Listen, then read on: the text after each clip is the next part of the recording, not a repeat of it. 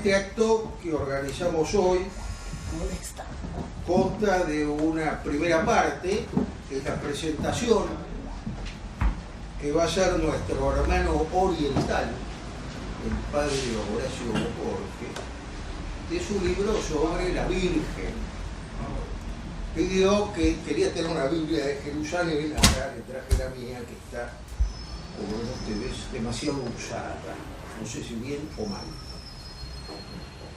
En segundo lugar, vamos a entregarle al padre Jorge un diploma, que se lo va a entregar el secretario, que lo acredita como socio honorario de este instituto, en virtud de que tiene sobrados méritos equivalentes a los dos socios que hemos nombrado en los últimos tiempos, que son un chileno, que es Juan Antonio Guido, y un argentino, que es el padre Alfredo Sáenz. Creo que están más o menos al mismo nivel, los tres socios honorarios. El padre Jorge me pidió que no quería que hablaran de él, así que no voy a hablar de él. Él se presenta solo, no hace falta hablar de él. Pero voy a decir unas palabras acerca de la Virgen María, que es lo que él quería, el versito y todo. Bueno. Y voy a hablar muy brevemente sobre la presencia de la Virgen en los misterios del Rosario. Yo, como soy un viejo, rezo los misterios viejos también.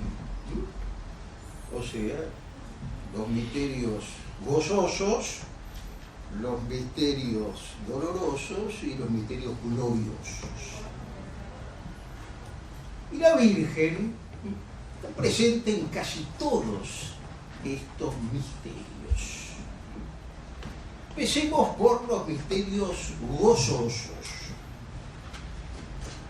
Evidentemente que la Virgen está presente en la anunciación del ángel. Está presente cuando la Virgen, que no era ninguna tontita, pregunta: ¿cómo voy a tener un hijo si no conozco varón? El sábado, el vicario de la parroquia me contó que se ha llegado a tal imbecilidad entre los diáconos y aspirantes a curas que uno puso como lema: no conozco varón. Es histórico esto, ¿eh? O sea, no conozco varón en el caso de la Virgen tenía un gran sentido. No conozco varón en el caso de un diácono es una locura. Bueno. Y sin embargo, el ángel le aclara a la Virgen que esto va a ser obra del Espíritu Santo, y de ahí aparece la Virgen como esclava del Señor, hágase como has dicho. O sea que la presencia de la Virgen en este misterio es la clave de todo. Segundo misterio, que es la visita de la Virgen a su prima Santa Isabel. Es un ejemplo del servicio. La Madre de Dios va a visitar a su prima, que era madre de San Juan Bautista. Hombre importante, pero nada más, al fin y al cabo. Podría haberle pedido unos dólares a San José y decirle: bueno, mira, Isabel, te mando esta plata para que tomes una mucama, ¿no? Va ella a servirla. Y también nos sirve de ejemplo, creo, a todos nosotros. A la actitud que tenemos que tomar ante el prójimo y ante ciertas asociaciones como este instituto. Ojalá que la gente pusiera plata, pero no basta con poner plata. La Virgen nos da el ejemplo del servicio. Tercer misterio, nacimiento. Vaya, si tiene importancia la Virgen, del nacimiento de Jesús en Belén. lugar donde no hay espacio para ellos. Fíjense que la Virgen está presente en la presentación de Jesús en el templo y en su purificación, ella que no necesitaba ser purificada, sin embargo se sometieron a todas las leyes. Y ven anuncios tremendos, de ese anciano, le dice, bueno, una espada de dolor le atravesará el corazón. Toda la Virgen guardaba todas sus cosas en el corazón, incluso estas profecías terribles. Y en el quinto misterio, en el encuentro de Jesús en el templo, yo una vez perdí a una nieta en un supermercado. Y bueno, estaba mal hasta que la encontraron ahí gritando, acá hay una chica perdida, etcétera, las cosas que me pasaron por la cabeza. Bueno, ellos habían perdido a Dios, las cosas que le habrán pasado por la cabeza, esa reacción natural, ¿por qué nos hiciste esto? Y la elección de Cristo, tenía que ocuparme de las cosas de mi Padre. Fíjense ustedes cómo en todos los misterios gozosos está presente la Virgen María. Los misterios dolorosos. El primero no está presente directamente, ¿no? No está en la agonía de Jesús. Jesús ahí no es consolado directamente por su madre, sino por ese ángel que lo consuela en la agonía. Tampoco es consolado por los apóstoles que se fueron todos a dormir. Ahí la Virgen no está directamente.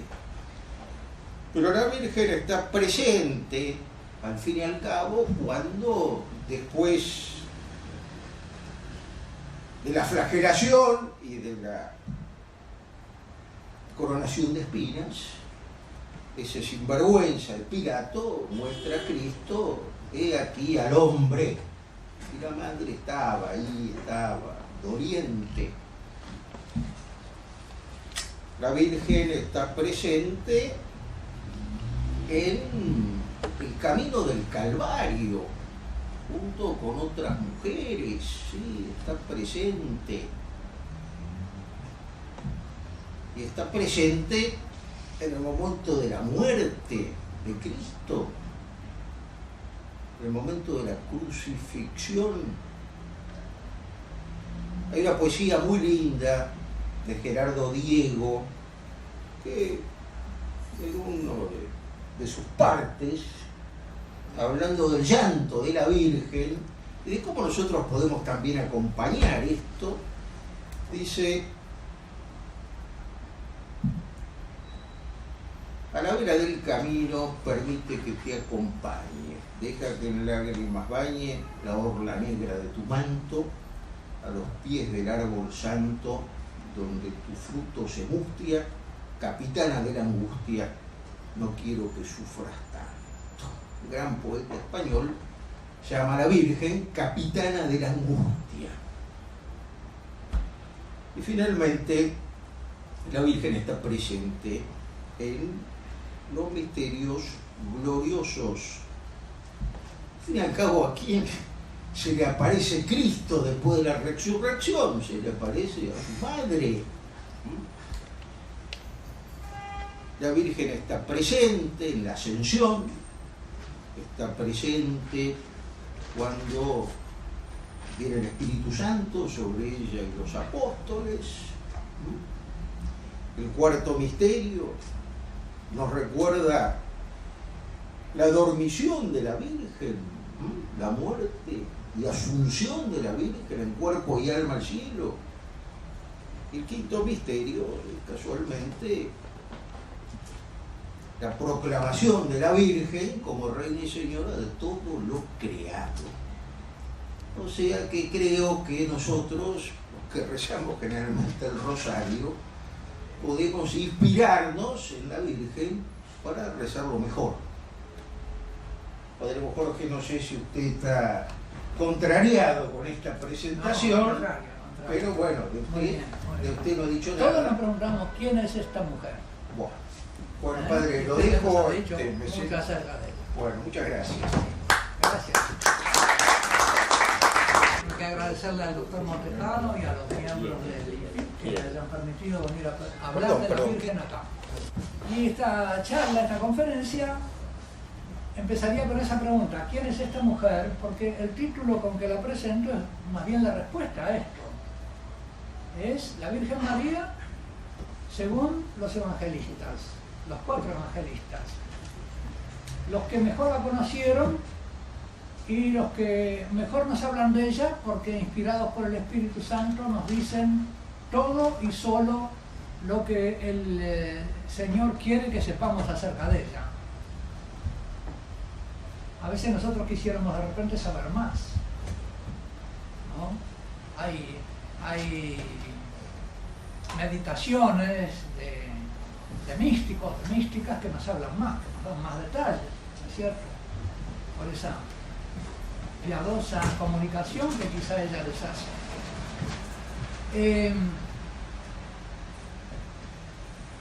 Voy a hablar entonces de la Virgen Santísima según los 4 evangelistas, dejándolos hablar a ellos, tratando de que ellos nos hablen, viendo qué es lo que nos dijo cada uno. Este libro surgió hace 40 años, 1974, me invitaron a dar 4 conferencias de Adviento en la Catedral de Montevideo. Y allí, pensando, eran 4 miércoles de Adviento, pensando, dije, bueno, está bien, la Virgen es la figura principal del Adviento, es la puerta por donde entra el Verbo al mundo, entonces vamos a hablar de cómo nos la presenta cada uno de los evangelistas. No una imagen estereofónica combinada de lo que nos dicen todos, sino cómo la presenta Marcos, si hay algo que agrega Mateo, o Lucas, o Juan, porque cada uno de ellos presenta a Cristo, pero en una perspectiva distinta, y por lo tanto la presentación que hace de María es también una perspectiva distinta, concorde con la perspectiva que cada uno le da a Cristo. El Evangelio de Marcos podemos decir que es el más sencillo y es el Evangelio de los catecúmenos, de los que todavía no están bautizados, a los cuales se les hace la primera presentación de Cristo, un Cristo que se les presenta como un hombre no aceptado por muchos y aceptado por otros. Es decir, el Evangelio de Marcos tiene 2 movimientos paralelos, que uno es el de la aceptación cada vez mayor de Cristo, pero por otro lado también la resistencia creciente a Cristo. Cada vez se le resiste más, empezando por la sinagoga de Cafarnaúm, donde produce una sensación de extrañeza. ¿Qué es esta enseñanza que no es según la de nuestros maestros, sino, ¿verdad?, en propia autoridad? Es una extrañeza que no es una admiración positiva, es una extrañeza que toma distancia, como de algo desconocido. Y esa extrañeza va a seguir creciendo en el segundo momento en que entra en la casa de Pedro. Hay allí unos personajes sentados que dicen: ¿y quién es este para perdonar pecados? Y la segunda vez que entra a la sinagoga y cura al hombre de la mano seca, ya están diciendo: pero este hay que matarlo. Y eso va a ir creciendo hasta que efectivamente se realiza y lo matan. Y al mismo tiempo Jesús entra al comienzo del Evangelio en la casa de Pedro y ahí es aceptado. No hay problemas con las observancias del sábado. La segunda vez que entra en la casa de Pedro, bueno, cura el paralítico. Pedro toleró que le rompieran el pecho. Pagó de su casa, ¿no?, los milagros de Jesús. Pero también los discípulos les cuesta entender bien quién es Jesús y sigue creciendo la incomprensión. En el capítulo 8 ya, tan adelante, cuando Jesús se pone en camino hacia Jerusalén para morir, Pedro se resiste contra el anuncio de la pasión gloriosa del Señor, de la pasión que se viene. De ninguna manera, Señor, apártate de mí, Satanás. No es fácil para nuestro Señor Jesucristo convencer a sus apóstoles y concitar la aceptación de los apóstoles. Hay una resistencia cada vez mayor, no se entiende. Recién con la pasión, después de la pasión, con la resurrección, allí parece como que con las apariciones del Señor los apóstoles superan sus escándalos, las negaciones durante la pasión, etc., y son confirmados por el Espíritu Santo y enviados. Entonces el Evangelio según San Marcos nos hace la presentación más somera de la Virgen Santísima, y es una presentación que se va a mantener en Mateo y en Lucas, con las mismas dos escenas que hay en Marcos, que son las dos únicas escenas marianas. En el capítulo 3, versículos 31 al 35, llegan su madre y sus hermanos y quedándose afuera le envían a llamar. Estaba mucha gente sentada a su alrededor y le dicen: oye, tu madre, tus hermanos y tus hermanas están afuera y te buscan. Y él le responde: ¿quién es mi madre y mis hermanos? Y mirando en torno a los que estaban sentados en corro, dice Mateo que eran los discípulos, a su alrededor dice: estos son mi madre y mis hermanos. Quien cumpla la voluntad de Dios, ese es mi hermano, mi hermana y mi madre. Y el segundo pasaje mariano, los dos únicos que hay en Marcos, es en el capítulo 6. Salió de allí y vino a su patria, y su patria, su aldea natal, y sus discípulos le siguen.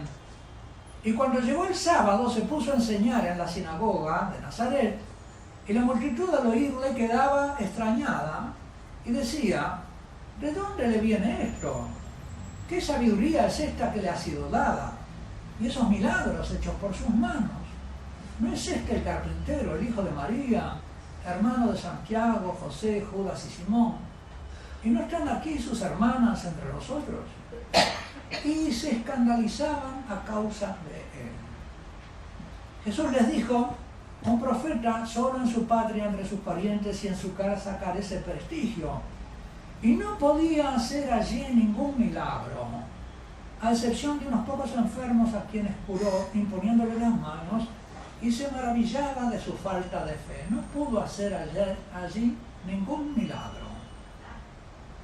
Inmediatamente después de eso Jesús va a enviar a sus discípulos a predicar, porque a los discípulos que habían, mientras antes, presenciado el poder del Señor en el capítulo 4, al final del capítulo 4, habían presenciado el poder del Señor sobre la tempestad, habían presenciado el poder del Señor arrojando una legión de demonios al fondo del mar, en los cerdos, en Gerasa. Había presenciado el poder del Señor sobre el comienzo de la vida en la curación de la mujer hemorroísa, y sobre el fin de la vida con la resurrección de la hija de Jairo. Habían presenciado el poder del Señor, solo los que creían en Él, porque son todos milagros que el Señor hace en presencia de ellos y que otros no ven. Tenían que presenciar la impotencia de nuestro Señor Jesucristo en su propia tierra, porque no se creía en Él y no pudo hacer milagros allí, excepto unos enfermos que curó. Hay una impotencia del Señor ante la falta de fe, que era una condición necesaria para los que iban a ser enviados y se iban a encontrar la incredulidad también. Y este enfoque de Marcos nos hace comprender entonces por qué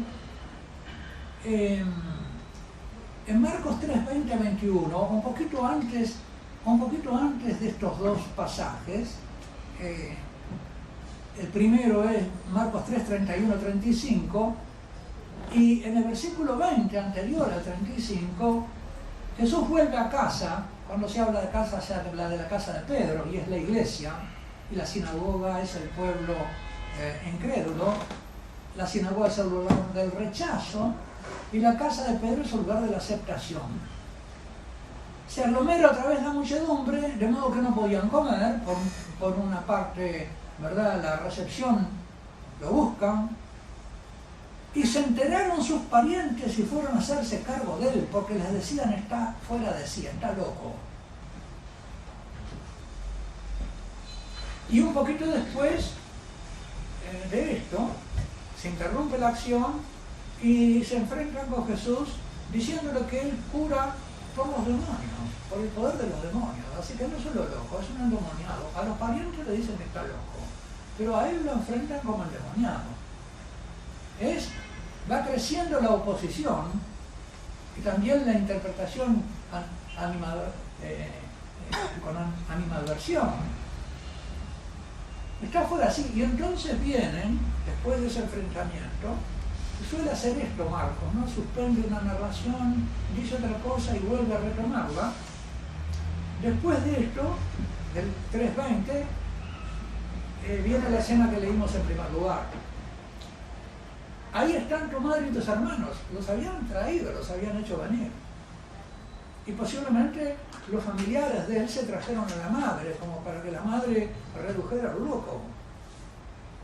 Porque nos dice San Juan que ni sus parientes creían en él. Había como un obstáculo en los orígenes humanos y en el ser humano de nuestro Señor Jesucristo, humilde. Se ignoraba que él había nacido en Belén. Se lo tenía por nazareno. De Nazaret puede salir alguien. Entendemos entonces por qué en los evangelios de Mateo y de Lucas se va a hacer insistencia en demostrar y en recordar que él había nacido en Belén.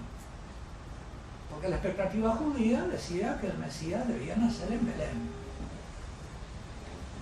Así que Mateo y Lucas se van a encargar de documentar que nació en Belén. En Mateo, con la escena de los reyes, de los magos que vienen de Oriente y que van buscando la estrella, y todo Jerusalén que dice que debía nacer en Belén, y efectivamente allí estaba el niño, lo encontraron en Belén. Y Lucas nos va a dar todavía mucho más detalle, porque Mateo va a hablar de María como el origen humano de Jesús en su genealogía. Va a empezar por la genealogía y va a hablar el origen humano de Jesús, pero en ella convergen el origen humano y el origen divino. Y va a hablar entonces Mateo, va a hacer la distinción entre los dos orígenes de Jesús, o el origen doble de Jesús. Si vamos a Mateo, el Evangelio de Mateo comienza diciendo libro de la generación, Biblos Genesios de Jesucristo. Libro de la generación de Jesucristo, hijo de David, hijo de Abraham, por lo tanto, verdadero hombre. Y un poco más adelante nos va a decir la generación, el Génesis de Jesucristo fue de esta manera. Su madre María estaba desposada con José y antes de empezar a convivir se encontró encinta por obra del Espíritu Santo. Su marido José, que era justo, que no quería infamarla, resolvió repudiarla en privado.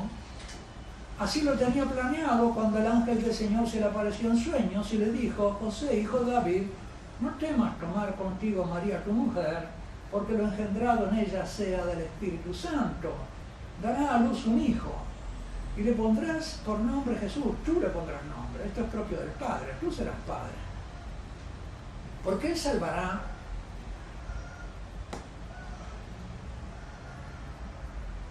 a su pueblo de sus pecados. Y todo esto, dice Mateo, sucedió para que se cumpliese lo dicho por el Señor por medio del profeta Isaías. Esto no es algo que ocurre al margen de lo que Dios tenía dispuesto. En Isaías capítulo 7, lo cita Mateo: ved que la Virgen concebirá y dará a luz un hijo, y le pondrá por nombre Manuel, que traducido significa Dios con nosotros. Immanuel, Dios con nosotros. Por lo tanto, ese niño es Dios, que está con nosotros. Esto está en las Escrituras, se está argumentando Mateo a los judíos que no creen. Esto está en las Escrituras y se cumple a la luz de los hechos de la vida de Cristo. No es que las Escrituras interpreten a Cristo, es que Cristo permite interpretar las Escrituras. Despertado José del sueño, hizo como el ángel del Señor le había mandado, tomó consigo a su mujer, era su mujer desde que se habían comprometido, digamos, desde los desposorios, y por eso también entra Jesús en la dinastía de David, porque es hijo de José por ser hijo de la mujer de José. Aunque José no sea su padre biológico, es su padre legal. Según la ley, él es hijo de la mujer de José. Por lo tanto, es descendiente de David, a través de la esposa de José. Y José es padre por disposición divina. Así lo llama Alejandro Díaz Macho, gran librista español, en un librito que tiene sobre San José.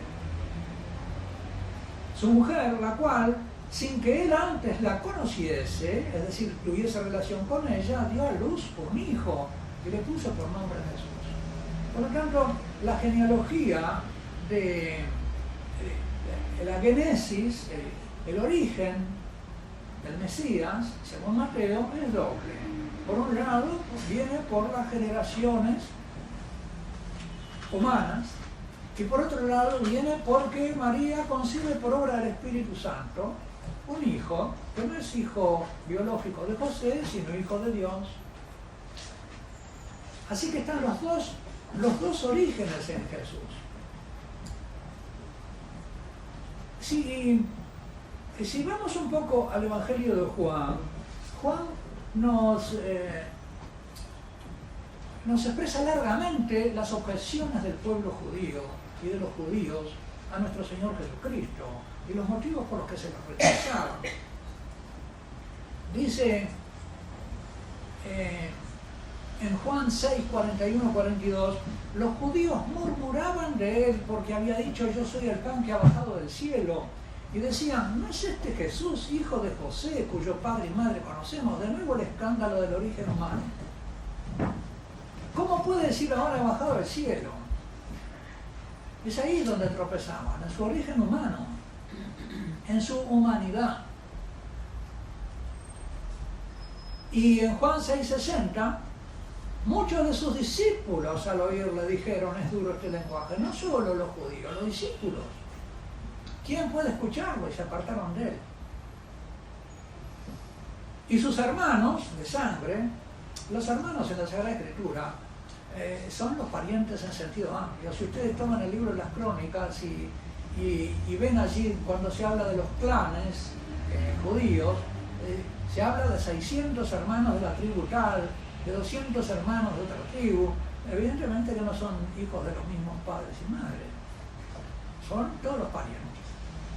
Aj, la palabra aj, hermano, se refiere a toda la parentela, a la gran familia.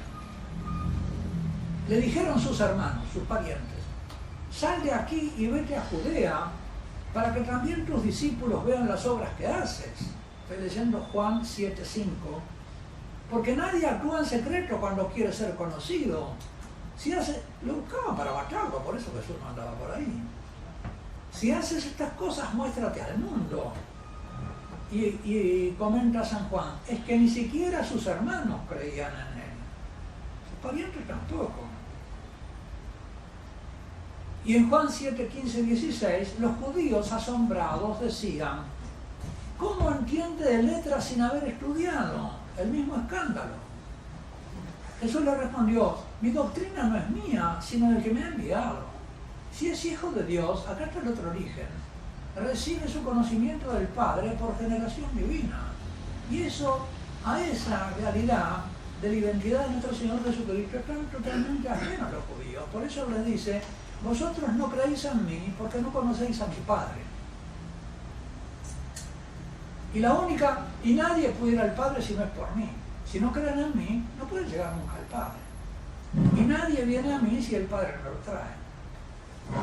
Ahí está el otro origen.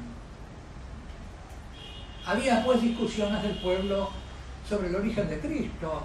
En Juan 7, 25, 30, decían algunos de los de Jerusalén: ¿no es a este a quien quieren matar? Mirad cómo habla con toda libertad y no le dicen nada. ¿Habrá reconocido de veras las autoridades que este es el Cristo, es el Mesías? Y ahora viene la objeción: Pero sabemos de dónde es. De Nazaret, hijo de José, hijo de María. Sabemos dónde es, conocemos. Y esos mismos orígenes lo desacreditan. Mientras que cuando venga el Mesías, el verdadero, este es el farsante, nadie sabrá de dónde es.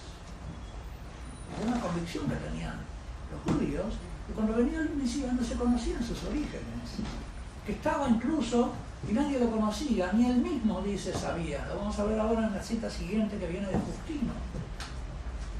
Gritó pues Jesús, enseñando en el templo y diciendo: me conocéis a mí y sabéis de dónde soy, pero yo no he venido por mi cuenta, viene del Padre. Él está aludiendo al origen divino, sino que es veraz el que me ha enviado, el Padre, pero vosotros no lo conocéis. Yo lo conozco porque vengo de Él y Él es el que me ha enviado.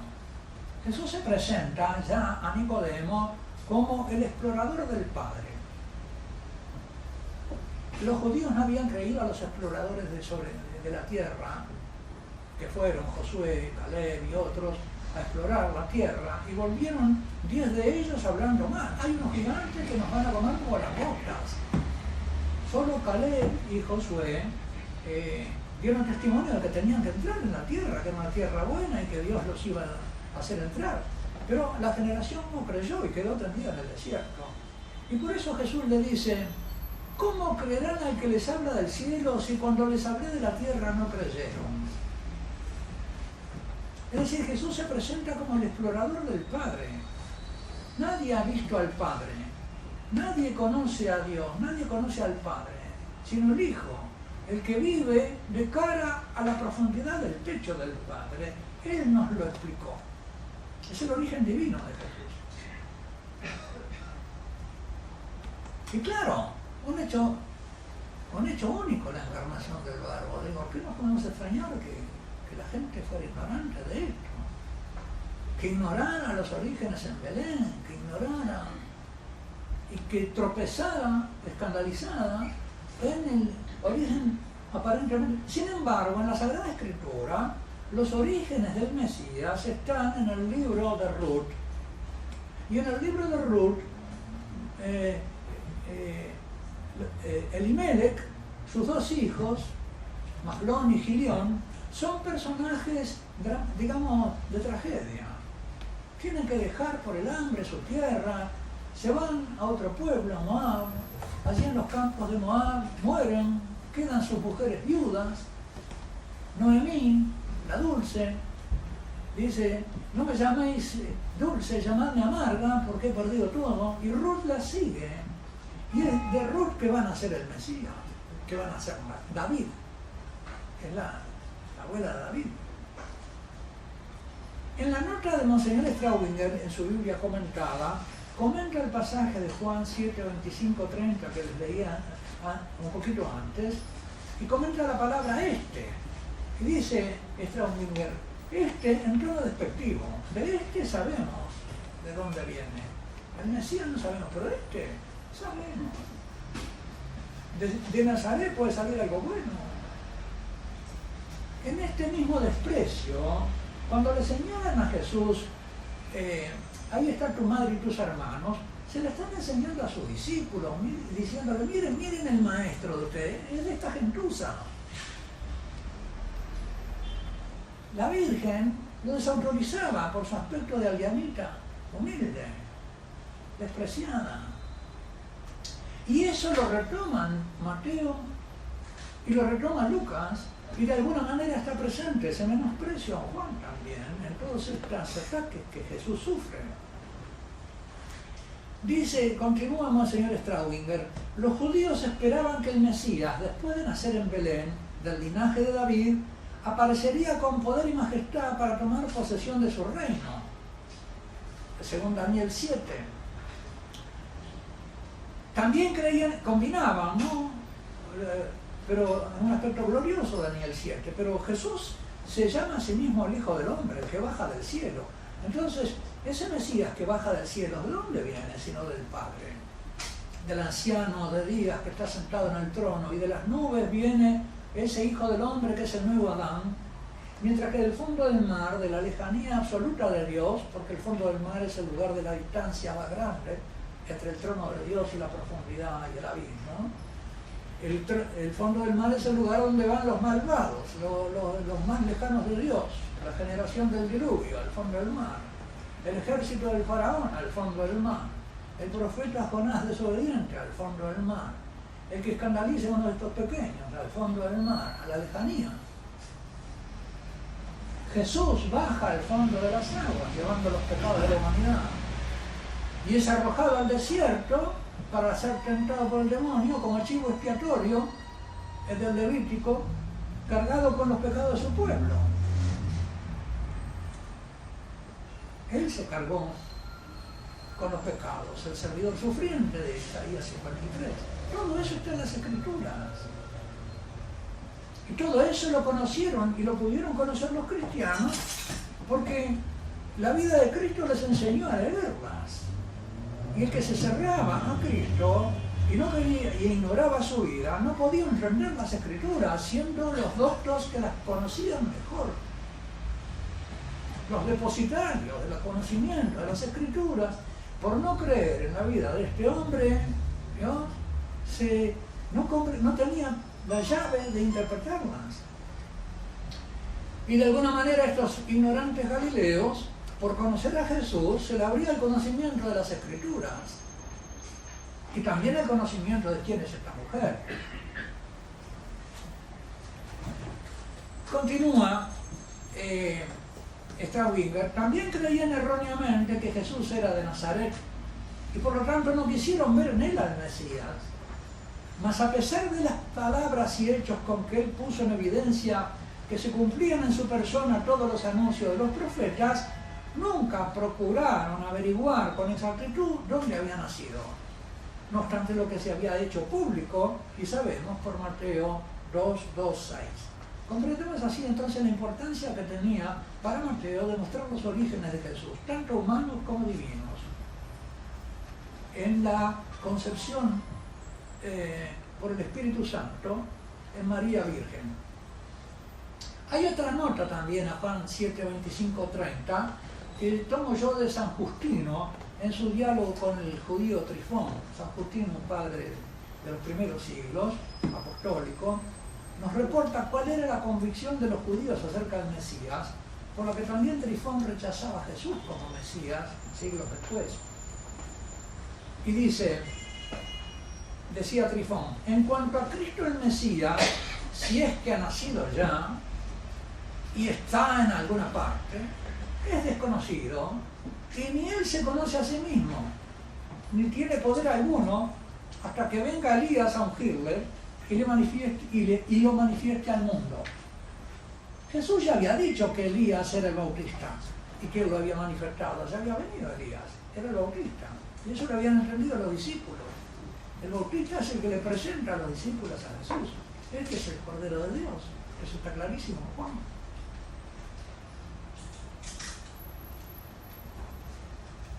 Entonces hasta ahora, por Mateo y Marcos, conocemos algo más, que Jesús nació en Belén, que nació de María Virgen, que José fue su padre, por disposición divina, que estuvo en Egipto, que volvió, lo de los magos, lo de la estrella, un signo que estaba escrito por Dios, por el que hizo el universo. Había una disposición de las estrellas que se ha averiguado hoy en día. Si ustedes quieren ver en internet The Star of Bethlehem, hay un sitio que se llama The Star of Bethlehem, escrito por un abogado norteamericano que estudió el cielo con los programas que hay actualmente para recomponer el cielo de un lugar en un año, y él ha explicado maravillosamente ese fenómeno de la estrella que parece que se detiene y que anda, y de las constelaciones, así también como el eclipse de sol durante el día y de noche, y de luna durante la noche del día de la pasión, que se dieron realmente.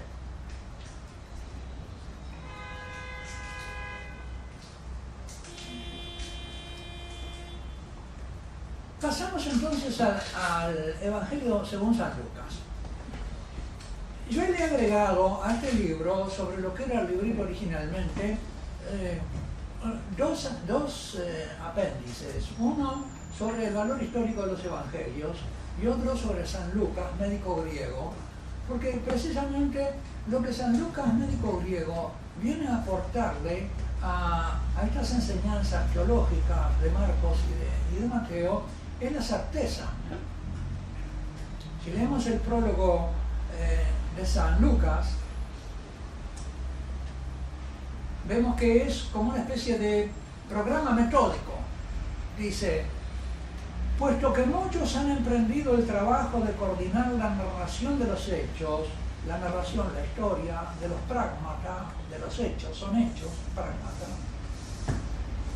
sucedidos, acontecidos, que han tenido lugar, pepleroforemenon, entre nosotros, tal como nos las han transmitido, nos han dado la tradición, paredosan, los que desde el principio, aparges, fueron testigos oculares, autóctai.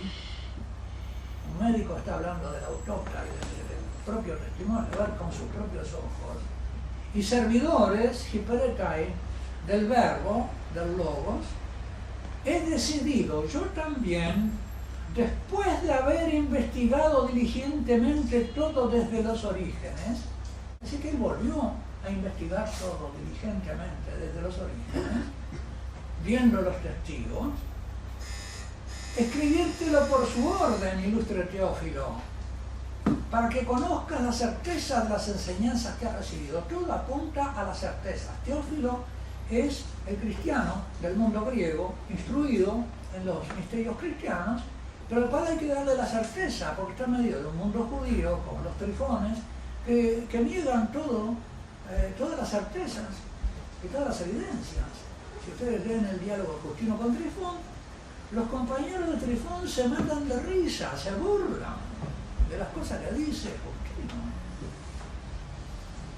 Y Justino le dice: bueno, no podemos seguir hablando así, si estos se están burlando, dile que se vayan.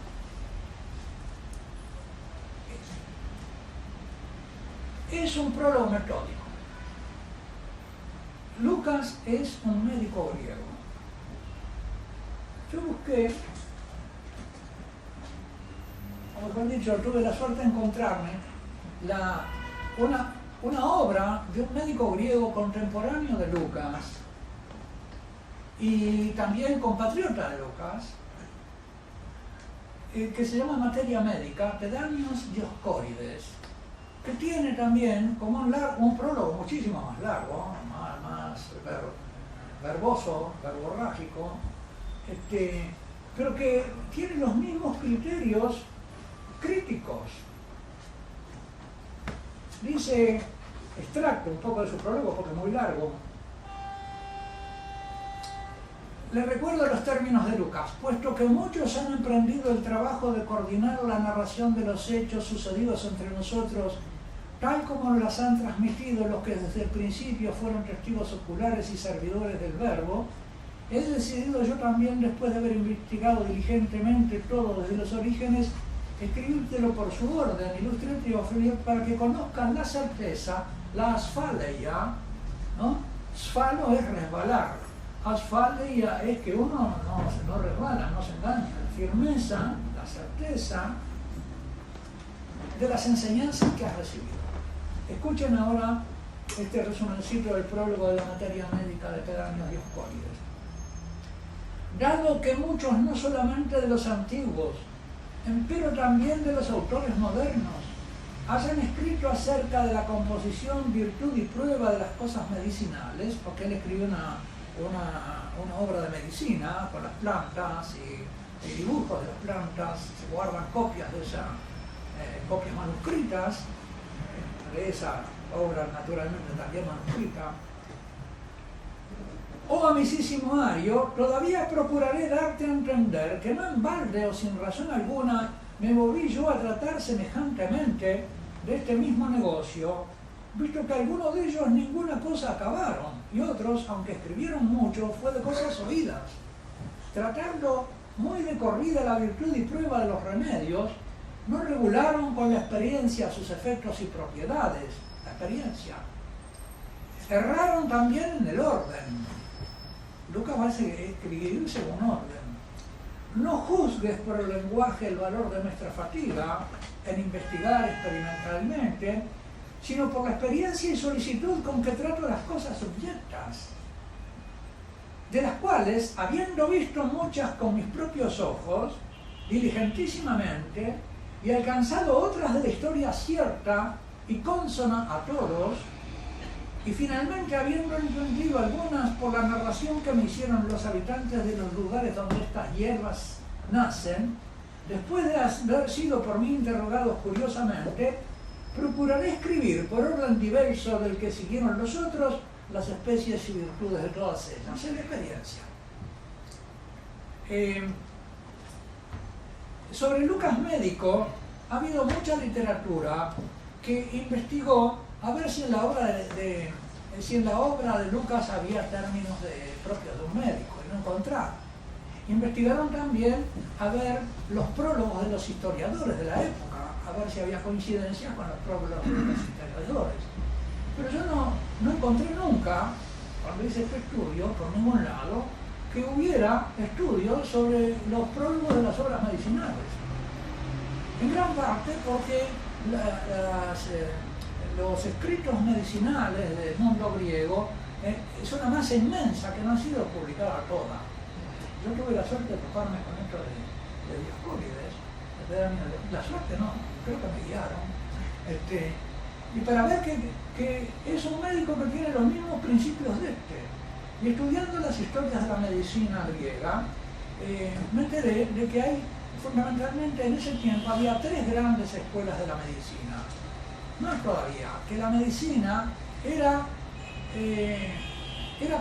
presocrática, que es de la medicina, de donde salen los filósofos Sócrates, Platón y Aristóteles, salen de los ambientes médicos hipocráticos. Dice Bernard Jäger, autor de esa gran obra sobre la cultura griega, Paideia, dice a este propósito: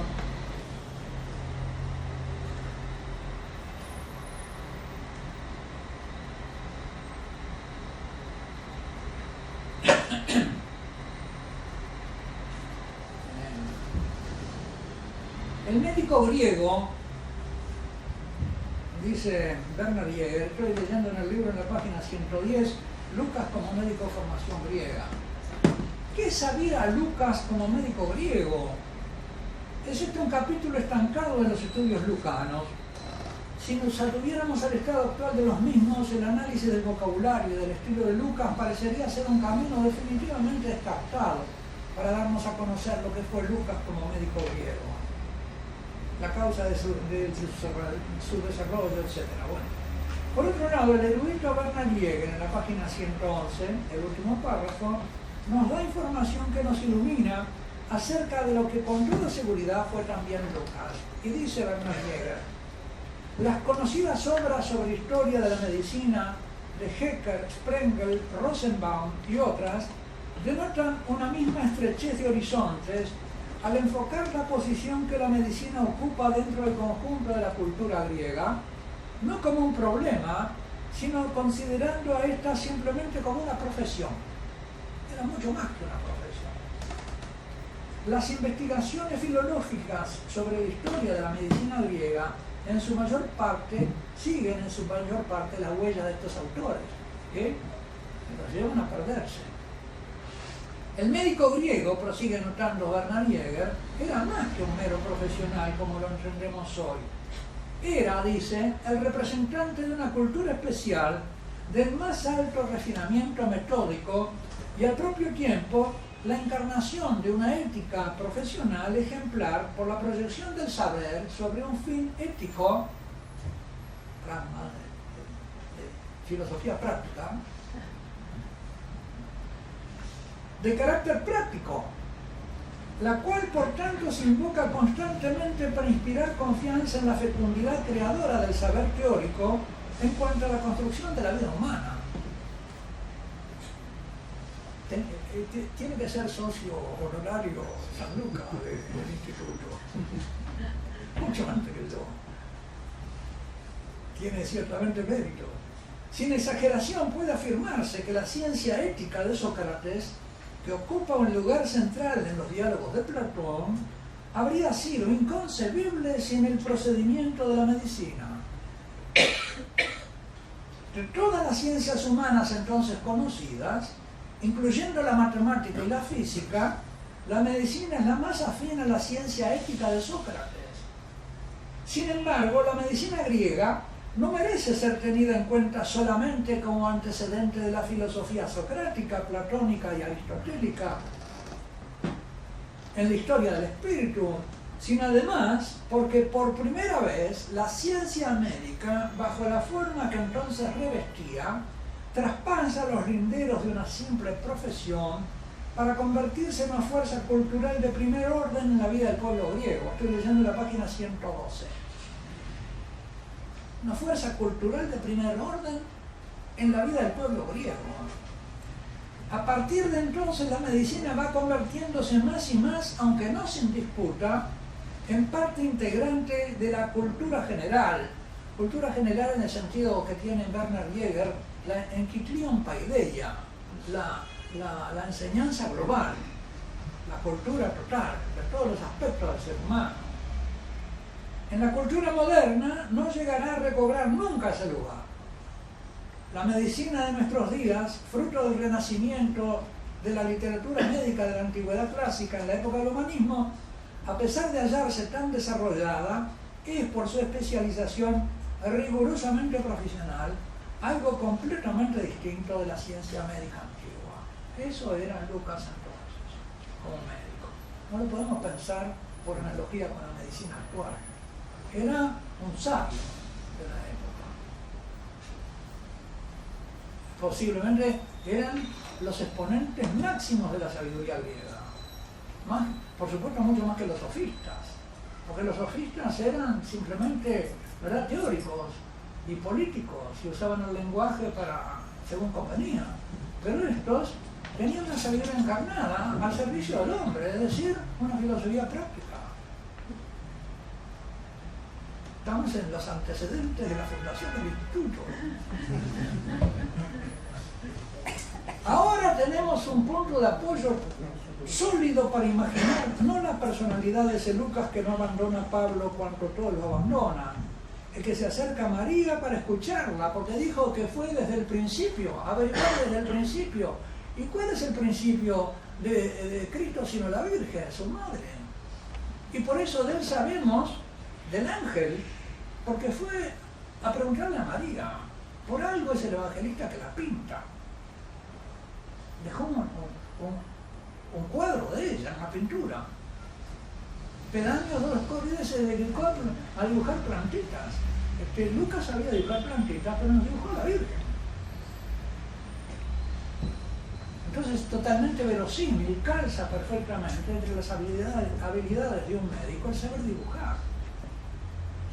Y esa tradición es totalmente verosímil.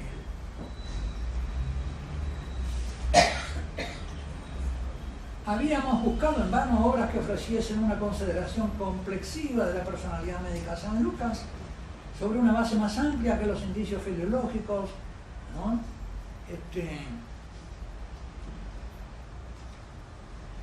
Bueno, había en el tiempo de San Lucas, yo pierdo el sentido de la hora, discúlpenme, pero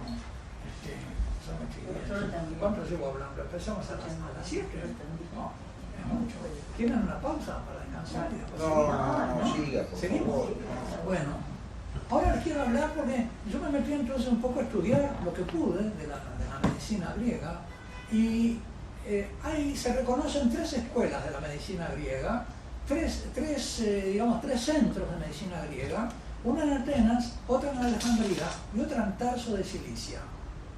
Sabemos por el prólogo marcionita a la obra de San Lucas que Lucas era natural de Cilicia y posiblemente de Tarso, y estudió en Tarso. Y allí se encontró posiblemente con Pablo en Antioquía y Tarso, que quedan por mar más o menos como Buenos Aires y Montevideo. Y por tierra un poco más, pero 200 kilómetros. Hay una coincidencia muy grande en esto. La escuela de Atenas para eso ha sido más una escuela del tipo dogmático, es decir, más fundada, no quiero decir en esto puramente teórica, pero más fundada en los escritos aristotélicos, las cosas que tenía también escritos médicos, escritos de embriología, etc. Pero estaban las otras dos escuelas que eran la empírica y la neumática. Y a mí me parece clarísimo que Lucas pertenece a la escuela empírica. Leo en la página 122. Los orígenes de la medicina griega, como los de la medicina egipcia y babilónica, están marcados por el predominio de un empirismo craso, pero que subraya fuertemente el carácter experimental y pragmático del arte de curar. Era costumbre antes de Hipócrates que todos aquellos que se habían curado alguna enfermedad escribieran en el templo de Esculapio el remedio que les había resultado eficaz a fin de que pudiera ser útil a quienes se encontraban en igual situación.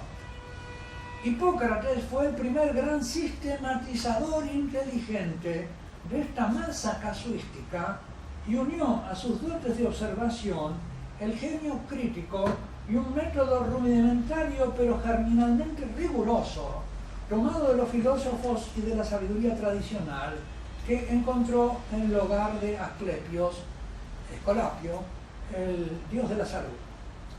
La historia de la medicina griega se caracteriza por la tensión constante entre los dogmáticos y los empíricos, o sea, entre médicos que privilegian la vida deductiva, inspirándose en teorías y doctrinas filosóficas acerca de la naturaleza, y otros que privilegian la sistematización de las observaciones. En Aristóteles, la medicina griega alcanza un raro equilibrio, pronto perdido por sus discípulos, entre el poder de observar y el genio sistematizador y crítico deductivo. Hipócrates enseñaba a excluir lo accidental de la observación comparada de los síntomas y de la repetición de hechos y a reunir finalmente la multiplicidad y variabilidad de las manifestaciones en una visión unitaria, agrupándolos en una ley médica.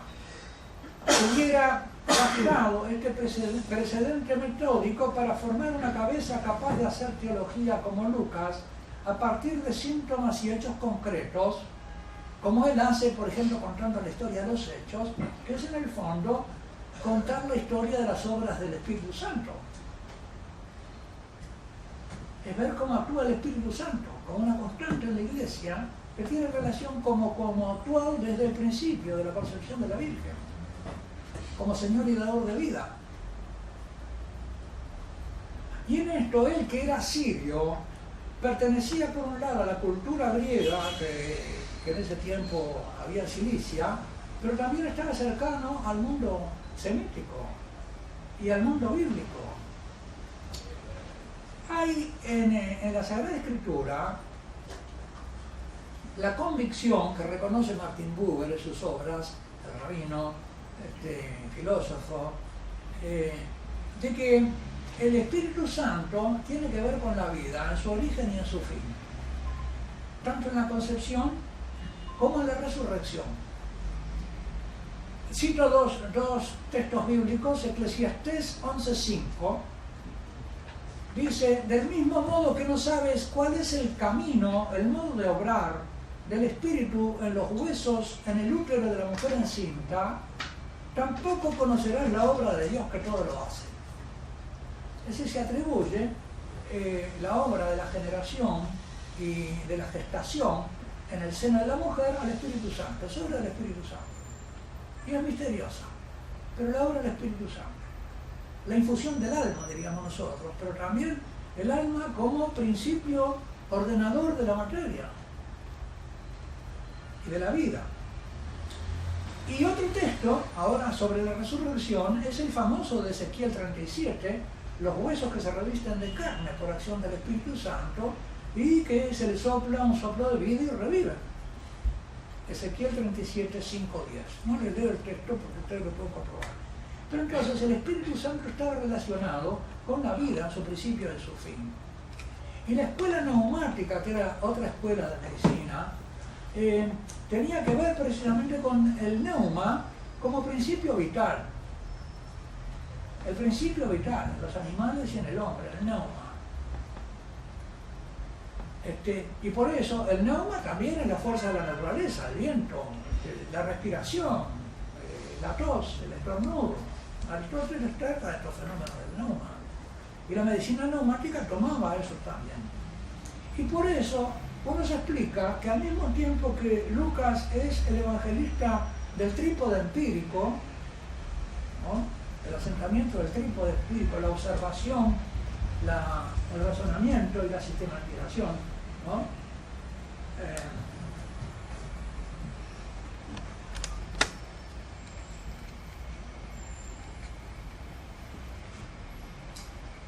La escuela empírica, a ver si encuentro aquí lo del trípode empírico. Bueno, en la página 124 la escuela empírica partía de las autopsias, pero no solo de los muertos, sino de las vivificaciones de los vivos. En Alejandría los reyes le ofrecían a los médicos criminales para que examinaran, diseccionando los centros nerviosos, el cerebro, las localizaciones, la circulación, etcétera, etcétera. Tenían unos conocimientos tremendos de todo lo que era anatomía y fisiología. Después se perdió toda esa sabiduría. Se recuperó después de experiencia de los médicos más antiguos. Y tercero, la analogía, como principio que permite sacar conclusiones deducidas de lo que diversos casos tienen de común. Ahí tienen la analogía entre el Evangelio y los hechos de los apóstoles, donde se ve la obra del Espíritu Santo durante la vida de Cristo y después en la iglesia, en el cuerpo místico. Cuando sobrevienen casos o enfermedades conocidas y fracasan los métodos anteriores.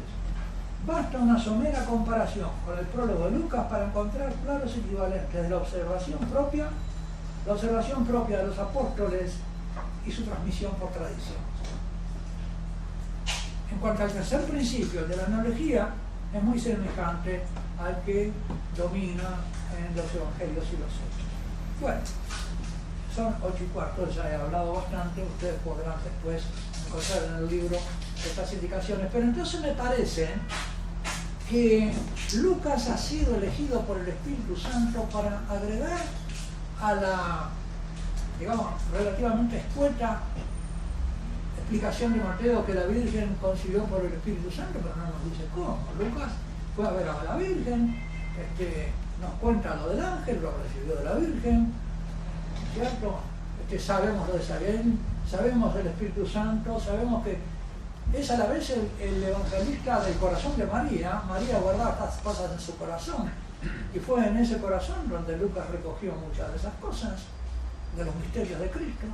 Por lo pronto, los misterios del nacimiento lo envolvió entre pañales, la presentación en el templo, una espada te atravesará el alma, la presentación, el niño perdido hallado en el templo al tercer día, y hay esa misteriosa coincidencia entre el nacimiento y los misterios gozosos, la espada que te atravesará el alma de Simeón y los misterios dolorosos, y el encuentro de Jesús al tercer día después de perdido con los misterios gloriosos y la resurrección. De modo que podemos considerar que Lucas es el evangelista mariano, el evangelista del Espíritu Santo, el evangelista del corazón de María, el evangelista del Rosario,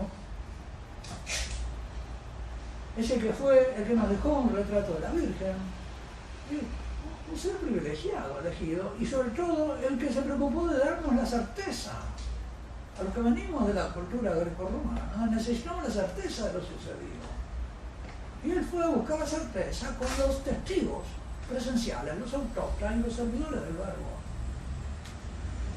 Bueno, con esto creo que más o menos bosquejado el contexto.